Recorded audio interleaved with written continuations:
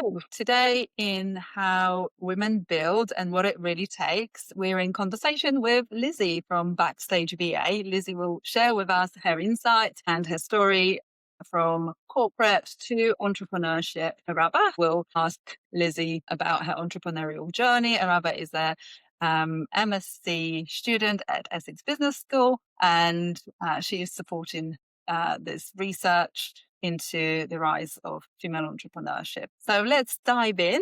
Over to you, Araba. I want you to tell us about your journey, what motivated you, what pushed you from corporate to starting your own business, and then what drove you into finally taking that decision and saying that I'm done with corporate and I'm going to start my business. So my journey is slightly different in that sense.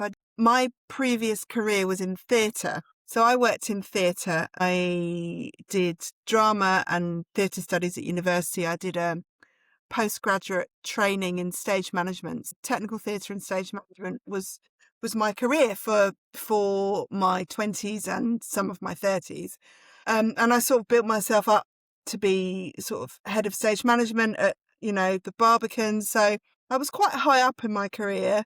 I was doing a lot of producing work. And it was an amazing experience, but the hours are very long. I had a sort of change in personal circumstances. So I moved back to Colchester from London. So grew up in Colchester, moved to London to do the theatre thing for about 12 years, and then moved back to Colchester, but I was still working in London, and it was just exhausting. Like the commute, obviously I couldn't do anything online because you had to be in the building.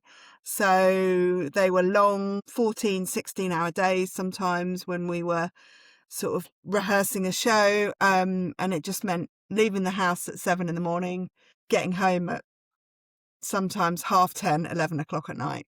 And actually the crunch point came when I live in Newtown in Colchester, and they were building some housing sort of behind my kitchen. And in the winter months of one year, they built a house without me realising it, because I was leaving the house in the dark. I was coming home in the dark. And like of a weekend, I'd like to pull open the blinds. I'm like, oh my God, they built a house. And I was like, I can't do this anymore. I wanted to have children, and I knew that career wasn't sustainable, and that commute wasn't sustainable. So I talked to a friend of mine, Carla, who's a mutual friend of Maria's as well. And she said, have you thought about being a virtual assistant? And I said, I've got no idea what that is. And this was in 2013. And at that time, virtual assistant businesses were still quite new. People sort of did like freelance admin work, but not in the same way as it is now. And I sort of looked at some of the roles and jobs that other people were doing, and I thought actually there's quite a lot of transferable skills there. But I'd never been self-employed, and it was quite scary because I essentially left or handed in my notice to my theatre job without having anything in place. And actually I panicked, and I ended up taking a part-time admin job at an events company whilst I built my business, because I thought I can't, I've got to pay the mortgage. I have to know that there's some money coming in each month. And while I was doing that, I started networking. I started sort of doing some bits for friends and things like that, and sort of built it from there. Wow. So during your journey, did you have some level of preparation? Did you prepare? Did you have a good support system? Did you have professional support system or like personal support system? How was the journey like? Well, in terms of personal, my dad was like, what are you doing? You're at the top of your career. Why have you jumped ship? This is ridiculous. But he was also the person that told me that I should be a teacher when I said I wanted to work in the arts. So he just wanted me to have a steady job. No is the short answer. Didn't really have. I had Carla, who was an entrepreneur and a self-employed person, and I had connections within the arts where I could do sort of bits and bobs. So I really went in blind, not knowing anything about the virtual assistant world, what people wanted. And actually, when I first started, I was offering my services to artists, performers, events companies. And as a business model, it didn't work because those people had no money. So they didn't have the money to invest in that sort of support. So I learned a lot, and I would definitely have done it different if I had more support. So let's go into the journey. So now you started the business, and after the launch of your business, what hits you? What was the reality check? And then what kind of mindset shifts did you have to take? Because I'm sure you expected some things, and then when you started the business, it didn't meet your expectation. So what are those things, and what mindset shifts did you have to make in order for your business to be successful? The first reality check was I'm on my own. I was working from home. Actually, I really wanted to work from home because I'd spent, 4 hours a day on a train for the past, 4 or 5 years. It was quite an isolating experience because you start to second guess yourself and you're like, well, I could do that, but actually, is that the right decision? Whereas if I'd been in an office environment doing the same thing, that would have been just a 5-minute conversation with someone. So there was a lot of self-doubt there, and I kind of had to, the mindset shift that had to happen was that I didn't have a built-in network, so I had to go out and find it. And that was a massive change, because as soon as I realized that, then that's when the networking came in, that's where the sort of co-working came in, and that's when I started to sort of build relationships with other entrepreneurs that weren't necessarily doing the same business as me, but were in the same position, and just having that support network. And I think because I'd been sort of at the top of my game in a previous career, sort of being basically starting again was really hard. And I found that probably I didn't help myself sometimes because I didn't want to ask. Once I started building those connections, I was like, well, I can't ask that because they're going to think I'm stupid, or they're not going to. And even with the clients as well, like working with the clients, my default would always be yes. Yes, I can do that. Yes, I will do that. Yes, I have time to do that. And that actually caused me quite a few problems early on because quite often I didn't have time, or I didn't have the skill set. And actually, all I needed to do was ask. So how did you overcome those challenges after you So faced this? I started networking Yeah. quite prolifically, really. I was doing sort of 4 or 5 meetings a week, and I realized that was where I was going to find my community. That's where I was going to find my sort of tribe. And it took a while. I tried a lot of different networks. I think something I learned is that finding your networking style is really key, because I used to go to these open networking sessions where there would be 40, 50 people in a room. And, I'm sure Maria's experienced these. Sometimes it's very hot, it's very cramped. You sort of have to move around. You've got to try and find conversations with people. And I knew that they weren't for me because I just used to get very overwhelmed. So I then had to go, well, that networking style's not for me. What is for me? And then just sort of trial and error until I found what I thought was a good fit. The virtual assistant world just exploded during COVID because people weren't going into offices, and their budgets were being cut left, right and centre, and they realised that actually they could have admin support without having to hire someone. And that was a real game changer actually for the industry, because it meant that a lot more people were doing sort of self-employed work and stuff. So yeah, pre-COVID, even as a virtual assistant, I often found like people were asking me to go to their offices or asking me to do that. And that's obviously that all just changed overnight. And I think the technology changed as well. So, obviously Zoom was around, but it wasn't used as much as it is now. And there's just a lot more platforms for you to be able to do these things. So it sounds like it became easier to run a business from home and have more flexibility. But at the same time, the market became quite Flooded. saturated. So how did you navigate that? So it goes back to connections and network. So actually the market became flooded at the start of COVID, but then maybe 18 months, 2 years ago, we had another surge of the market flooding with overseas offerings. And there's a lot of virtual assistants in the Philippines and in China that are offering incredibly low rates, like £12 an hour. And my current going rate is £40 an hour. So I couldn't compete with that. And that was hard. And then, of course, AI came into it with people like, well, I'll just get AI to do it. It's almost like they needed to go through that process and go, actually, these people are cheap, but they don't necessarily have the skill set I want, but also they're not the right fit for my business. And again, that goes back to the networking. Within my networking community, I was getting referred. People were going, yeah, I really want to work with you personally because I can see you, I can touch you, I can go to a networking meeting with you. And still like 90% of what I do is virtual and online, but you build a connection with clients. And yeah, those other offerings just didn't have that. Interesting to notice how it goes up and Yeah. down, and actually people come back round and say, yeah, I had a client that served me notice because they were going to get someone in Vietnam to do it. And I actually ended up handing it over to this person, which was a bit of a kick in the teeth.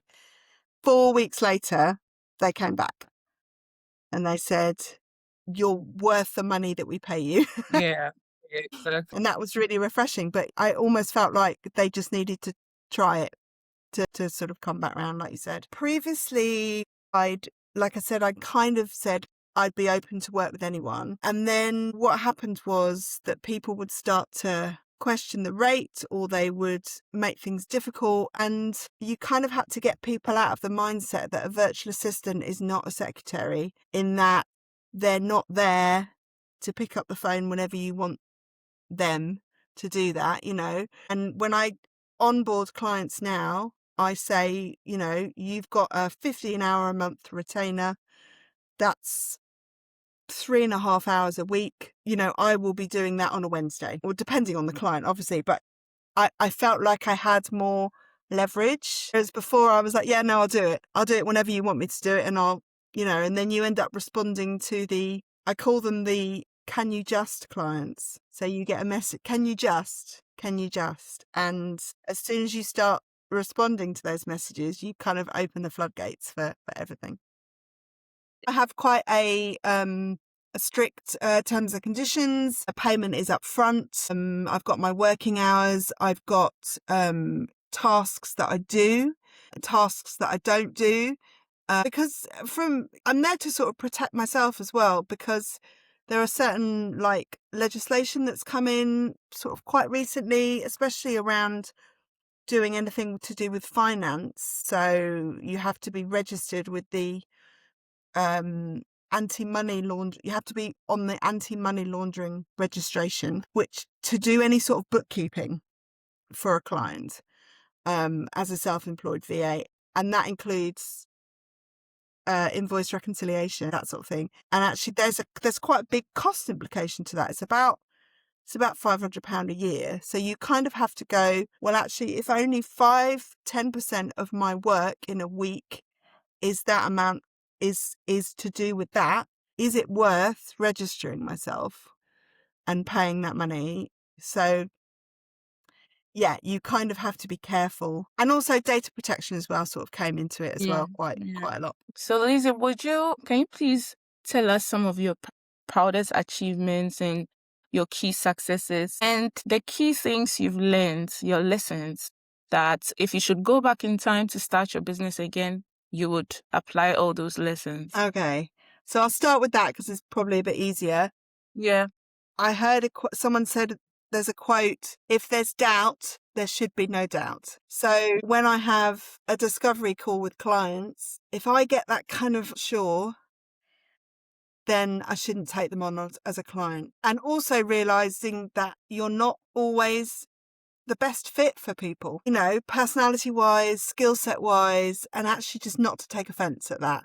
Whereas actually I would cram myself into so many different boxes to have the work. and then end up losing the client because they realised they weren't the right fit or whatever. So that's something that I learned, and I wish I could go back and sort of tell my younger self to do that. Yeah. And also know your worth as well. You know, she says, this is my hourly rate. I absolutely stand by this. And if someone tries to sort of batter you down, you just have to stand your ground and you go, if you're not at the stage where you can pay that, then I'm not the right virtual assistant for you. So it's having that confidence to go back. And in terms of achievements, there's two things really. So I've now, about 2-3 years ago, I reached the capacity of the amount of work that I could do myself. So then I started taking on associates, which is basically subcontractors. And that felt like a massive achievement because you're thinking, I'm now responsible for other people, you know, and clients are putting trust in me that the associates that I'm giving them to work with are the right people. So that was really good because, you know, when you work with a virtual assistant, you're sort of buying into them. But actually, when I made that shift, it meant that people were buying into my brand. They were buying into Backstage VA. And the other great achievement I've had was there was a coach that I worked with, a business coach, and she's very numbers driven. And she told me that my work with her had saved her, I think it was something like 100 hours over the course of 3 months or something. And she sort of was able to monetize that and say 100 hours of my time is equal to this. So actually, you have saved me this amount of money for my business. And that was amazing to have that. Yeah. And were there some relevant skills that were necessary to achieve success in your business? I think, I'm not sure if outsourcing is a skill, but in terms of knowing that you can't do it all. Mm. So I live and die by my cash flow spreadsheet. And if I want to take someone on to do something specific, I've got a very set, I know that I have to be earning this amount of money in order to pay for that person. Like a social media manager, for example. I hate doing social media. I don't want to do it, but actually I know I need it for my business. So that's what I'm working towards next. So it's, I think, flexibility and outsourcing. Okay. And then so flexibility and outsourcing, how are they relevant in the post-COVID world? In your like in your own words, how would you explain that these skills have helped you, especially after COVID? So I think after COVID, people realised that people wanted flexibility. They wanted to be able to pick their kids up from school. They wanted to be able to do this. They wanted to be able to work from home. Whereas I think pre-COVID, you know, if you asked to work from home, that was a bit of, I'm not sure about that. And just, I think that landscape changed totally. And then becoming a mother in 2019, that was the other thing that changed. It's not that you want the flexibility, you need it. You know, there's just no question. And I think in terms of outsourcing, pre-COVID, everything was always done in-house. So, you know, sort of even entrepreneurs they would hire someone and they would have someone that was actually part of the team doing this, this and this. And I think COVID made people realise that you didn't necessarily have to employ someone to do that. You know, you could outsource to a virtual assistant or a social media manager or an HR manager, and you would still get a good service, but it would be cheaper for you because you weren't paying pensions and national insurance and things like that. I'm wondering, Lizzie, if I can interject in here. What does it mean for you to be able to work for yourself, have autonomy in the way you carry out your work, still be able to be a mum and be at home and also advance yourself professionally and actually, you know, building a business all by yourself, you know? It means everything. At the beginning of the year, or when my daughter started school, I said I wanted to be there to pick her up. That was a goal. And actually that became a business goal because I was like, this is what I want to do. I want to go to sports day. I want to go to assemblies, nativities, whatever it is. How do I achieve that? And that's where the sort of associate subcontractors came in. because I was able to earn passive income without actually doing all the work myself. So, and honestly, like looking back now, I don't know if you guys feel the same. When I worked in London and was out the house for like 14 hours a day, I have no idea when I went to the dentist, when I MOT'd the car, all of that sort of stuff. You think, actually, when did I do all of that? So having that, I think the lifestyle that we are in now, the age that we're in now, you have to have flexibility. You just have to. It's important, especially for women, and being there for their children. I think is very, very important. And I'm wondering, like, what do you believe it's possible for you now? And what sort of sense of possible has this opened up for you? 'Cause I guess when you first start a business, you're like, or when you're stuck in that corporate job, you kind of can't see the wood for the trees. And it's like, this is how life is. This is what I do. You're kind of stuck in that rut. And then it kind of opened up this, oh, what if I could start a business, da, da, da, da. And now you are doing this. This is all reality. You have created something that you once dreamt of. Yeah. Well, I kind of fell into it, really. Like, I didn't finish my corporate job and go, I want to start a business. It was an option. And it was an option I thought, I'll give it a go. And actually, it was only really after COVID that I invested in it fully. So until that point, I had one sort of foot in and one foot out. So I was doing some client work, but I also had a part-time job. I was working for events companies, or I was doing sort of clerking work for parish councils. So I never really felt like I was 100% in. And then I got made redundant from the council job I was with very unexpectedly. And I thought, actually, this is the moment where I have to invest in it. And you also learn how you work as well. I felt like I needed sort of hyper-focus moments. So, how do you create that in your working environment? Well, if you're in an office, that's very difficult because you've got people coming up to you, you've got like maybe noise around you. But I spent a long time creating this kind of bubble in the corner of my dining room, and I've got like a little timer that, I have to do something very specific. It's going to take half an hour. I'm just going to do it. So it's creating your own rules within entrepreneurship, because there are still things that need to be done at certain times. Like, you can't call clients at 3 a.m. if you just happen to be awake. Yeah. So obviously there are things that have to be in the working day, but everything else I think is just, it's up to you. You're creating your working landscape. And that sometimes can be hard. Yeah.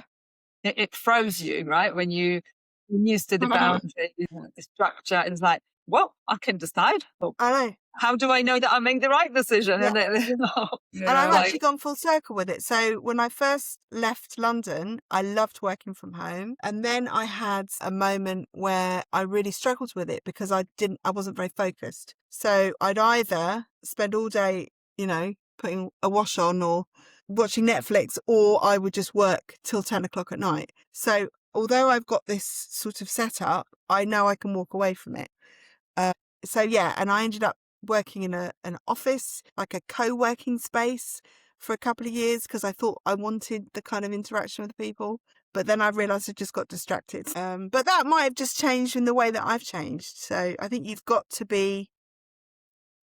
go with the flow. So has your business made an impact? Would you say your business has made an impact in the community? I think so. I mostly work with women entrepreneurs that have service-based businesses. So I don't tend to work with a lot of product-based businesses. And I do, like I say, when that business coach sort of gave me the figures, I can see the impact. So small business entrepreneurs, solopreneurs, in the first 5 years of business, I think me and my team have made a big impact with them. And again, that's who I go to now. If I get approached by someone that's not in that sort of fit, then I'd be really reluctant to say yes to them, because I know that me and my team, because actually my team are all mothers as well. They want the flexibility. So yeah, you've got to do what's right for the brand. Just as a last question, just to bring it to close, is you mentioned you work predominantly with female entrepreneurs. So, do you have any insights or any opinions about how the entrepreneurial landscape is being shaped by female entrepreneurs? How female entrepreneurs are running their businesses, the kind of successes you see in them achieve, or you see it maybe declining? Curious about any views on that. So this actually goes back to networking, and there's a piece of research, I don't know where it is, but the way that women network as opposed to the way that men network. So men are very transactional. If you go to a networking meeting with a man, with men in the room, it becomes very, what do you do? And then if your answer isn't something that they want, then they're looking over your shoulder for the next person to talk to. Whereas women crave and need community and connection when they network and when they do business with people, which is why I find that women only networking works so well, because, and it's a slow burn, sometimes you join a network and it can be a year before you get some business out of it, but it's that network, it's the community, and you realize that whatever you need at any point in your business life or your personal life, you have someone that you can go to. And I think that is just grown in the last sort of 6 or 7 years. And I think that's fantastic, because that's not the way that business has been done before, but women are doing it and it's working, and people are seeing that it's working. So they go, oh, okay, maybe we don't have to sit around a boardroom in a suit for 8 hours a day. Maybe there's another way of doing it. I love that. It's about Yeah. about connection, about relationship, and actually we can still achieve our goals being relaxed about it and Yeah. having fun and building that personal connection Yeah, at the same time. definitely. Thank you so No much, worries. That was Lizzie. great. Really interesting talks. It's nice to, Yeah, I like talking about it because it reminds me why I love it. yeah, And when you're like 3-4 weeks into the summer holidays, sometimes you're a bit like, what am I doing? yeah. The juggle becomes real again, and It does. yeah, it is good to reflect. I think sometimes looking back, you realise how much you have actually Mm. accomplished and how much you've got to celebrate. So that's great. Fantastic. It will be lovely to share your story, Lizzie. And again, thank you so much for your Nice. time today and for your contribution to the research and for inspiring others. All right.